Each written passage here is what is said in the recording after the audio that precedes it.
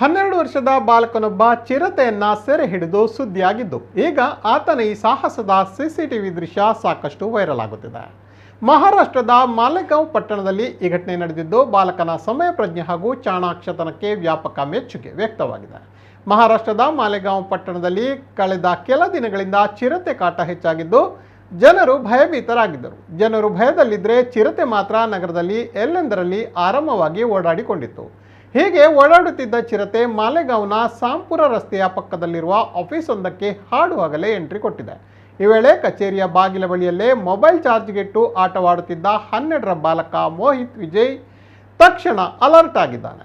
ಬಾಲಕನನ್ನ ಗಮನಿಸದೆ ಸೀದಾ ಕಚೇರಿ ಒಳ ಹೋದ ಚಿರತೆ ಕಂಡು ಭಯಪಡದ ಮೋಹಿತ್ ತಕ್ಷಣ ಕಚೇರಿಯಿಂದ ಹೊರಬಂದಿದ್ದಾನೆ. ಹೊರಬಂದ ತಕ್ಷಣ ಬಾಗಿಲು ಭದ್ರಪಡಿಸಿ ಚಿರತೆಯನ್ನ ಆಫೀಸ್ ಒಳಗೆ ಕೂಡಿ ಹಾಕಿದ್ದಾನೆ.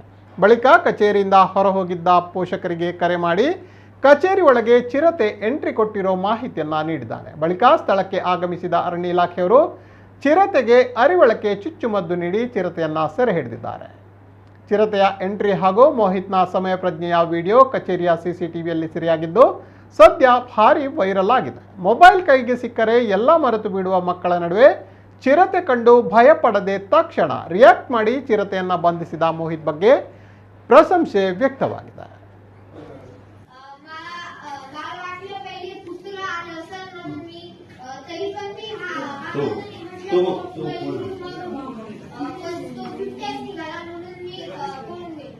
त्यांनी 1 मिनिट पण नाही